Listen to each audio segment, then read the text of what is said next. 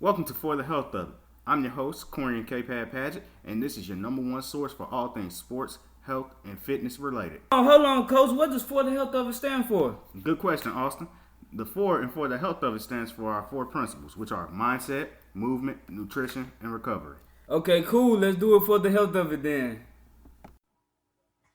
Welcome to another edition of For the Health of It. I'm your host, Corian K. Paget, and this episode is brought to you in part by the Zakari Tribe.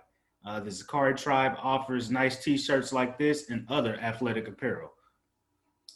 Today's guest for the health of it is Coach SaJason Finley. Coach Finley, how you doing? Man, I'm doing awesome, Coach. How about you today? I'm doing quite well. I appreciate you getting on with us today. No, man, I appreciate you circling back around. I know we tried to do it a little earlier before COVID, and that deal fell apart. But we're back on, and thankful for you taking time to get me on your podcast, Coach. Yes, sir. Yes, sir. So, Coach, tell me a little background. How you got started in strength and conditioning? Man, I got started in strength and conditioning, just being a guy. As a player, man, I was a guy on the team that everyone would probably say, hey, you're going to be a strength coach. Always loved the weight room, was naturally just very strong, and just gravitated to lifting weights and gravitated to just being able to grind through it, man, and enjoyed the process of training. So I was the guy on the team, even in high school, that the guys said, hey, man, you're going to be a coach or a strength coach in college the same way. So just the love for the weights. Okay, good deal. Good deal. What gives you your passion to continue your job? No, the passion has to come from within, man, and having a family, and that's one area that gives me passion, and two, just the influence that we can have on athletes, man, and 90% of these athletes, Coach, they look just like me. Right. So, just being able to help these guys out and just help them see that, hey, man, again, you're more than that, just an athlete. And then the ones that do have the desire and have the ability to play on the next level, and to instill in them the things that can help them set their families up for life. But just to answer your question, Coach, just to help every young man, no matter what, just become better men. Okay. So let me ask you, what is the meaning of strength to you? Strength, the meaning of strength is just within. Right. I think you just got to be strong within. Life, we're going to all face adversities. We're going to all face all type of obstacles, man. And the word strength, the ones who are strong are going to be the ones that bounce back, man. You see a lot of people in our profession that start off in our profession, they're not in our profession anymore. You see a lot of people that endure some hardship and they're out. So strength, man, is being able to establish within. Okay. Good deal. Well, Coach, let's before we get in more of these questions, tell me a little bit about your background. I know you're from Opelika, right? Did I say it right? Yep, Opelika. Okay, Opelika. Tell me a little bit about your background, where you went to undergrad, and your first couple of jobs doing strength and conditioning. Yeah, man. Again, man, I was very fortunate. I played from Opelika, Alabama. Played for a coach called Spence McCracken. I think he's an all-time winningest high school coach in Alabama. And man, he was a father figure to me, man. Instilled a lot of just principles that I still stick to this day. We had a great setup, a great program, great lifting program. They were doing some of the Nebraska board athlete things back then when we were in high school. Some of the Tennessee things for the plyometrics and things like that. So I know we were ahead of the curve than a lot of people.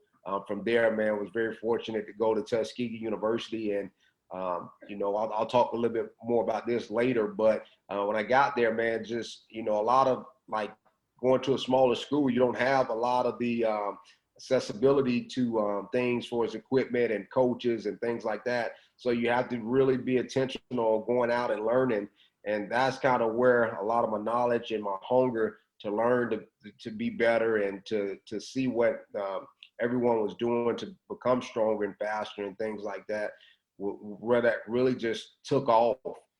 So from there, got done playing, man. And as soon as I got done, I went out to Arizona to play with the Rattlers. And that same year, man, the league folded. So I got right into strength and conditioning. What league was that? The Arena One League. Okay. The Arena One Football League. It folded. And I got right into strength and conditioning. So I took a strength and conditioning job back in my high school, Opelika High School, and was there, man, running my own training company and just training athletes, local athletes around there. And Ryan Russell, man, reached out to me. Him and Gus, they were taking the Arkansas State job. And it gave me an opportunity to get in college, man. And that was one of the biggest blessings in my career, man, just to get under a guy like Ryan that had so much experience and so sharp, probably one of the sharpest coaches I've been around to this day. And just him just being able to help me out and catch me up on a lot of things on how this field worked, man, was a game changer for me, man. So I soaked up everything and, had him there to teach me a whole lot, man. But when I left there, man, that's when the light went off and I realized, like, man, how much I needed to keep growing, how much I really needed to keep learning and going from there. So from there, was able to come out here to Washington State where I'm at now, and didn't stay here long. The first go around, I stayed there for like 2 months, and Zach Wolfen called me. He was leaving Green Bay and was going to take the job at UAB, man. And Zach and I, we'd had some good mentors, close mentors, Scotty Hollins and Gary Kramer. They're both working in ministry at University of Alabama, and we just had a relationship of us playing each other in high school and things like that. So we got a chance to reunite, and you work together, man. And you're talking about a tremendous leader, Zach, man, as good as they get. And man, it was an awesome opportunity to get with him and learn, and spent 4 years working beside him. Okay, good deal. You said you started off training a couple of local athletes in that rural Alabama area over there in Opelika. I know a couple guys from that area, El Toro Freeman and Damon Washington. Did you ever get a chance to train them? No, man. Actually, El Toro, he's from that Benjamin Russell area. Okay. So I never got a chance to personally work with him, but it was a lot of those guys that were coming out of Auburn University that was trying to go and play in the league. Cody Burns and some of those guys, Corey Grant, and some of those guys at that time, those Ben Grubbs and Will Herring, Darius Webb, a lot of those guys that were actually older that were playing either in the lead or getting ready to come out. Were the guys that I was working with. Aubrey Reed's professional basketball player at the time. So, man, I had a good group of guys, man, guys that love to train, man, and made it fun working with those guys. Okay, good deal. Well, I met you while you were the assistant strength coach at Southern Miss, and you helped me out a lot of ways. You kept me straight, kept me and the other interns straight. You were we were under Coach Woodfin, but you were like our direct guy the majority of the time. So when I left Southern Miss, our AD actually resigned, I think the day of the bowl game or a week after the bowl game, something like that. And then Coach Woodfin was able to secure the interim position to be AD, which is very unusual for a strength coach. But he's a blessed guy, and I know he did well in that position when he needed to. And you were able to slide right in. You were definitely qualified. I don't want to say anything like that, but how did it feel to be the head guy for a D1 program like Southern Miss?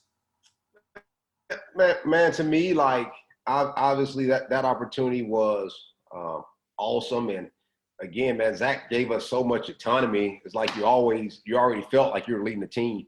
Right. So just being able to work with a guy like that give you that type of autonomy, it was just another day of the office, man. So the title and all of that is great. However, for us, man, we just went to work normally, man, and we just kept doing everything, and we kept you guys rolling and kept all the coaches rolling, man. And that was such a great just guys and great individual and great people that we were working with, man. So to answer your question, it didn't feel any different. We just kept doing the basics.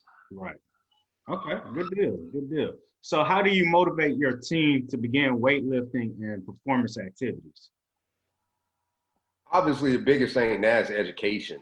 We're in a Y generation, and if you can explain to the guys why they need to do what they need to do, they're going to be likely to go about doing it, man. In this generation, everybody want to know why they're doing what they're doing. When we were growing up with Coach McCracken, that coach I was telling you about, the Hall of Fame coach, we didn't ask why. Right, He said do this, and we did it.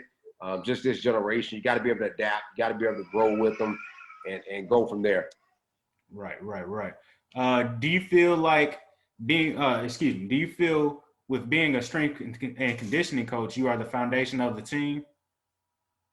Um, you know what, Coach? I think that's more of like a old saying. I personally think that everything stems from the top. Right, So the head coach, he sets the atmosphere for the whole team. I think the strength and conditioning coach is the guy that really has to keep and upkeep the head coach's value. But for as the strength and conditioning coach, being the core of the team, no, it all starts from the top.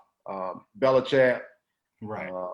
you know, Amen. and All this, of yeah, man, this all season was great, man. I got a chance to hear and listen to a lot of head successful coaches, man, and Saban, Belichick, Dabo, man, and you can see, man, those guys get it, man. Everything starts with them, and then from them it triggers down. So to the coaches that say yeah, it starts in the weight room, yeah, we spend a lot of time with them, but everything starts with that head coach, man, and the leadership role. Got you, got you.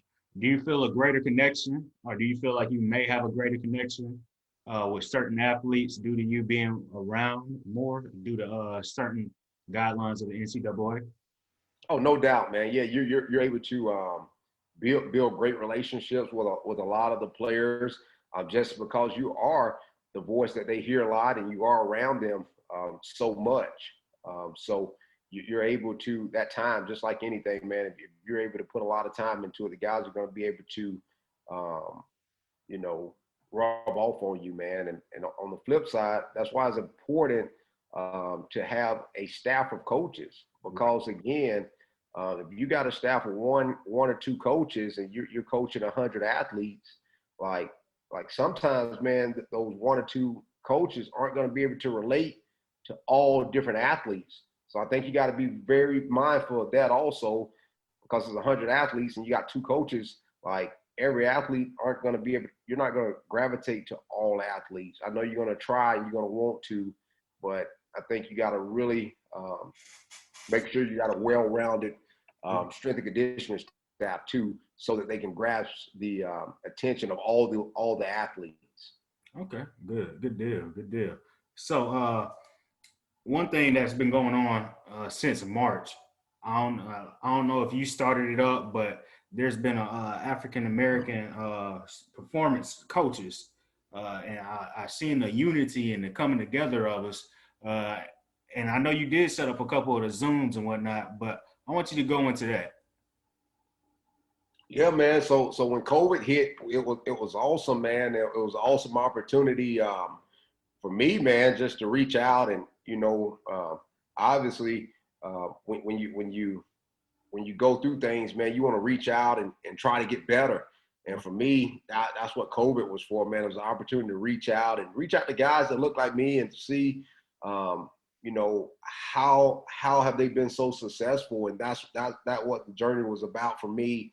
I wanted to reach out to DeJuan Carlisle and Harold Nash and, a lot of these coaches, Mark Hill, Trumaine Carroll, Ralph Horton, a lot of these guys, man, Coach Fingers and Coach Beckton and Coach Johnson. Like, I just wanted to reach out to a lot of these coaches and to see what have they been doing and kind of get their feedback on things. So that's what the whole Zoom started, man. And we're fortunate to start those Zooms and get a lot of coaches on the phone calls and on the calls. And man, it was great just to build those relationships and hear different sides of everybody's story. But the most influential thing that happened, man, like you said, everybody just was able to come together, man. You seen 100, you seen 150 coaches, guys and women, man, and we're able to talk about challenges. We're all able to talk about things to help move our field forward. And we were able to talk about the good, the bad, and the ugly. So, man, it was a great opportunity for all coaches to come together. And what we've done since has started the process of taking it a step farther. Yes, indeed. Yes, indeed. I know I sat in on a couple of them. You invited me to them, and I definitely appreciate that. I was able to make a couple of connections with the folks here at Jackson State, even though Jackson State is literally like Jim Hill's in the shadow of Jackson State. Just having that connection through strength and conditioning allowed me to meet up with a couple of them. Coach Fingers, I got a chance to interview her. So I definitely got to shout you out and say thank you on that. And it was nice. It was nice. You know, I follow a lot of strength coaches online. Coach Woodfin's one of my the guys I look up to. Tim D, who used to be the strength coach for the Lakers. Sean Light. But I went to a couple of those seminars they had, and I noticed, you know, a lot of them did not look like us. And I was like, man, but I know there's a bunch of us out here, but why aren't we out there like that? Why aren't we in the forefront? Not saying we, you know, they're not deserving or whatnot, but it was nice to see strength coaches that look like us and look like the majority of the athletes out there. All right, so you mentioned earlier, or you told me to ask you about your organization, Coach. Go ahead and tell me what you got going on.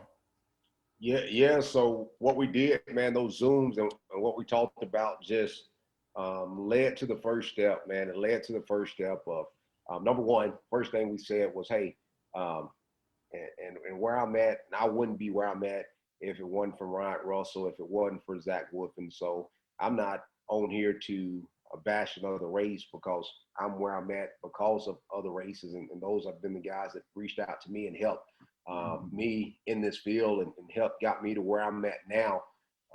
And when I was struck with adversity, those were the guys that were making calls and helping me to get me another opportunity. So, right, man, I'm truly thankful. So truly, this organization is not to bash another race or to you know, try to separate from each other. This organization is for one is to help unite all African American strength coaches in unity and unify us. And then two, our main goal was to be able to host a conference and be able to help, all right, an up and coming graduate assistant.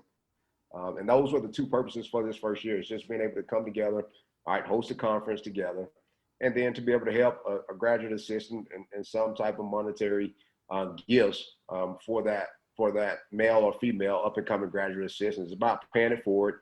It's about being able to get in and being able to talk about challenges, being able to talk about things that have helped us to succeed, and being able to spread the knowledge. Because again, it's one thing when you are in that shoe or in the situation as a head guy, and you haven't been under a guy that looks like you. Right. I don't care what nobody say. It's a lot different. So the whole purpose was to be able to get everybody together, talk, and learn, man. Learn how to get better, man. There's some bright guys, man. Trumaine Carroll, like awesome guy. Coach Hill, awesome, man. Like Cass, like Benny Wiley, like, man, there were so many guys I was able to sit down and learn from. I got like even younger guys, man. There's some up and coming younger guys, like Mike, man. Isaiah, who did you say? Mike Chapman. Oh yeah, even Coach Chapman, man. Like, but I was talking about some of these younger guys, man. Me and Coach Chapman, we're kind of middle aged now, man. Oh yeah, yeah, that's true. Up mid-30s, man. I'm talking about some young guys, man, that's in their 20s that, you know, I was able to even learn from, man, and be able to sit down and talk to, man. And you get this chance to see some of these guys that are hungry, that's been reaching out to me, and we're talking shop, and we're talking training, we're talking, you know, the importance of having multiple streams of income, That was one of the big things a lot of the coaches were talking about, on our calls. So, man, it was awesome opportunity just to grow. But I'm excited to where we're going, man. I'm excited to just get the ball rolling. I'm excited for the board, man. We have some home run hitters on our board. And I'm excited for the for everybody that's involved and want to help out. Definitely. So what position do you hold, or what? I know you're one of the key members. So what position or what is your title? The title of the organization will be the president. Okay.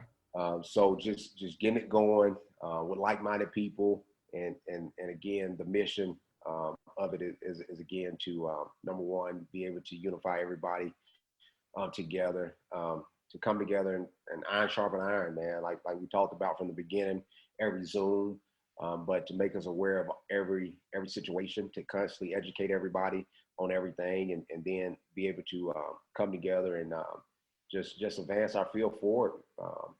Because there's a lot of things that we talked about that I think guys have gotten, guys and females, man, like, listening to Corliss, like listening to some of the ladies, man, and some of the things that that they dealt with, man. Like, you shouldn't have to deal with that, man. At the end of the day, man, we all bleed red. So, how can we as a whole continue to help each other, support each other, and then just get better, man. At the end of the day, it's about the athletes. So being able to unify together and make our field a lot better. Good deal. So how much do you feel that the institutions of HBCUs played in your role in being a coach? Could you repeat that one more time for me, Coach? Yes, sir. How much do you feel that the institutions of HBCUs played in your role in being a coach at a D1 school that is not predominantly Black? Yeah, man. Again, man, me going to Tuskegee University, man, it was now that I'm older, and like, sometimes you don't understand things when you're there, but me being able to get just a little older and to get into reading books and learning about George Washington Carver, Booker T. Washington, man, those guys were like geniuses, and just being able to now like look back and read and go over and learn some of the principles and things that they were doing, man. It's so surreal, man. I think just my work ethic, like, that's gonna always be me, man. Like, you're gonna have a hard time trying to outwork me, and that's just the bottom line. But just continuing to grow, continuing to learn. I think those things are things that was instilled in me that's gonna make me who I am and continue to help me advance in this field of strength and conditioning and never become complacent. Good deal. Let's jump back to a couple generic strength coach questions. What are the best exercises, or what exercises do you feel would be best for yourself and for your athletes to build your core? Obviously, we did a lot of the exos work, and just, when people got to understand when they're talking about the core, what that area consists of, man. And when you get into it, just understanding that core is more than crunches and sit-ups and things like that. So if you're talking about just one exercise, I don't think it's just one out there, man. Just being able to stabilize, anti-rotational, rotational stability type exercises, I think, are great to do that. I know the Turkish get-ups had a lot of people raving, and a lot of stuff I read about that was one of the best actual recruitments that you could do for the core. I love the carries, man. I love all type of carries. So it's a lot of stuff, Coach, that you can really hone in on to do to help train the actual core area. Good deal. Okay. What are some of your favorite lifts? Some of my favorite lifts, all depends on what equipment I have to lift with. Again, man, teaching some of the cleans and things like that, man. I love cleans, man, but I also know, like, how technical that lift is, man. And I know how efficient guys can be if we start them on blocks and start, like anything, man, if you have an approach to where you can slow cook these guys and get them efficiently doing it right, man. I love all unilateral work, man. Again, I love squats and jumps and things like that. And again, it's all about what do I have for as equipment wise to teach these things, man. But if I had it all, if I had the equipment, man, we're gonna do some single leg variations. We're gonna do some cleans. We're gonna do a lot of jumps, a lot of actual deceleration, like teaching it. Like, how does that look? Like, what are the drills we're going to be doing so that guys can be prepared for the demands of the game? Good deal. Good deal. Before we move into this Jeopardy section, these quick fire questions I want to ask you. One of the trademark questions for the health of it, we always ask the guest, what is your why? So we know what you do. You're a strength coach. And we know where you do it at and how long you've been doing it, but what is your why? Oh, man, that's a no-brainer, man. My family, man. I got an 18-month-old boy in there. His hair's on fire. He don't stop moving, man. Like, that joker, man, I want him to be proud of his dad, man. I want him to be proud of who we are. I want him to be proud of our family name. Oh, that's what's up, man. I never heard anybody. Well, I've heard somebody say it, but on the show, never heard anybody say that is their family. So that hit different, Coach. I like that one. That was a good answer. So let's move into this Jeopardy round. We got a couple of questions I'm gonna throw at you. You already answered a couple of them, but let's see if you can answer them again. What school is credited with the evolution of strength and conditioning? Nebraska. Yes, sir. This one is more of an opinion question. Who are some pioneers in the strength and conditioning and sports performance industry? Man, when you talk about pioneers, man, you have to really reach back. But again, man, I think Dwayne Collins, man, like guys that I know, Kaz, you got me, like, Pat Ivy, man. Pat's doing some unbelievable stuff, man. Like, high performance coach. He's a pioneer with some of the things that he's doing. But for me, man, I don't know. I don't know enough about a lot of the things before me, and I'm trying to learn, and I've been learning. Talking to Harold Nash and some of those guys, man, about the guys that were before us, and doing some great things. But yeah, I mean, Coach Fingers, like she's a female, like she's a pioneer. You know what I mean? Like, some of the things that Kyle's doing, man, like that's a pioneer. So to obviously, we know the board athletes and some of those people, the novelist guy with the equipment and, all those guys that they're pioneers. And John Campbell, you got me, like, I think that was the first ever minority African-American strength coach. Like, people need to know who Coach Campbell is. Right. You know what I'm saying? So some of those people are pioneers for us in our field. Okay, good deal. How much does the Olympic barbell use for bench press, squat, and clean weigh? The Olympic bar, I don't use the Olympic bar for bench. Yeah, I didn't write that question down. I'll try to use the regular bar for bench. I try to use my Olympic bar for my Olympic movements. Right. But again, that bar is 45 pounds, Coach. Good deal. Okay.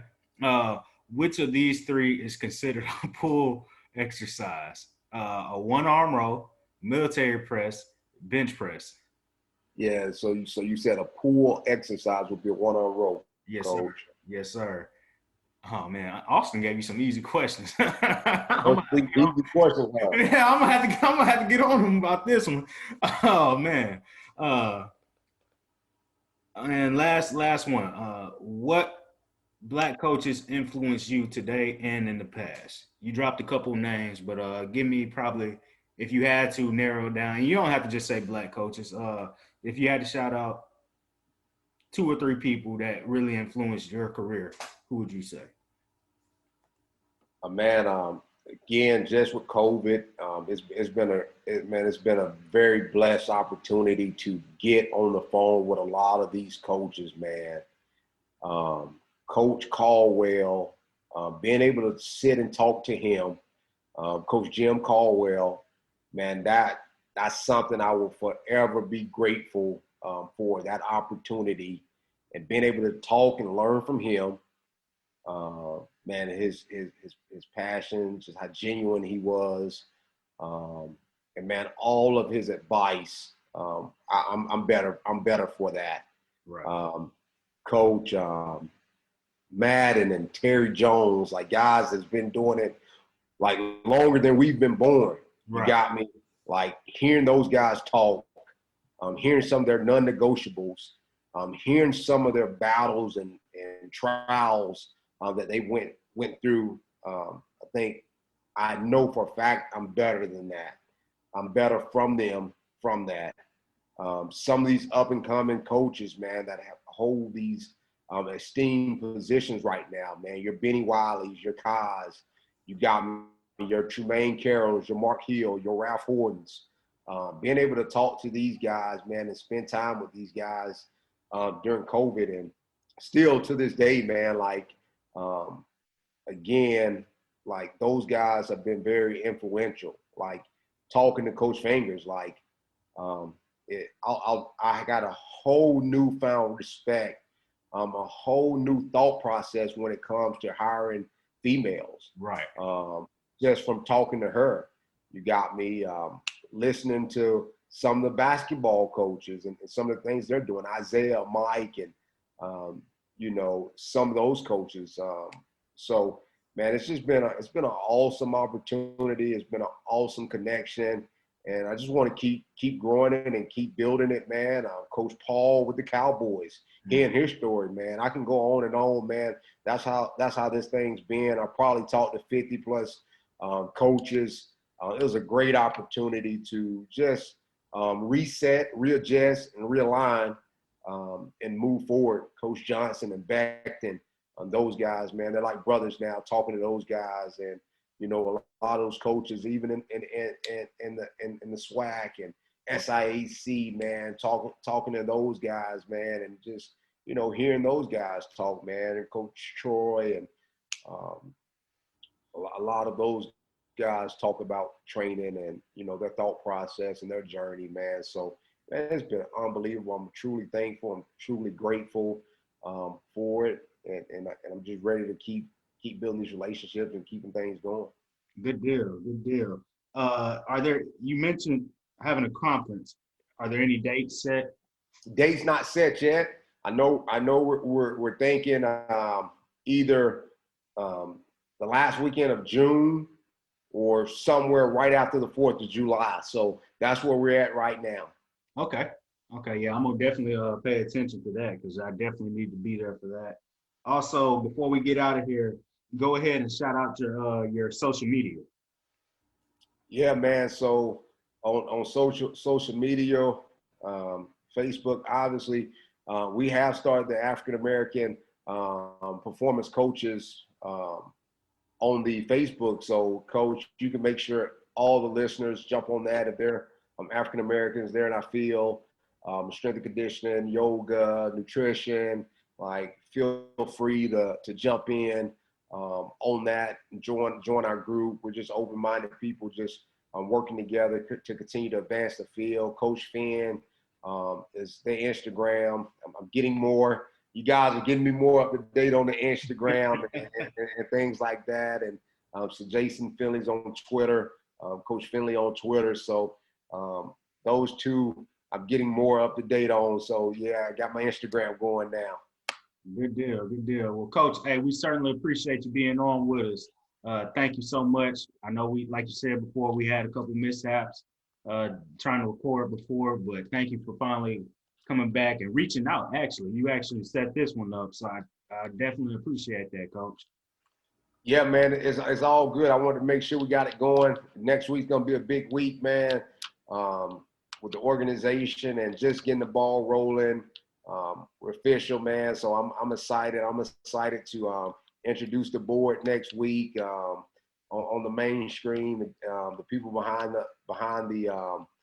this deal, man, that's making it go. I'm so grateful, just for so many like-minded people to really just want to push and move our field forward. So thank you, Coach. Thank you for your time, man. Enjoy the rest of your day with your beautiful wife, man, and college football. Yes, sir. Yes, sir. This has been another episode of For the Health of It, and I'm your host, Corey and K-Pad Patrick. Thank you.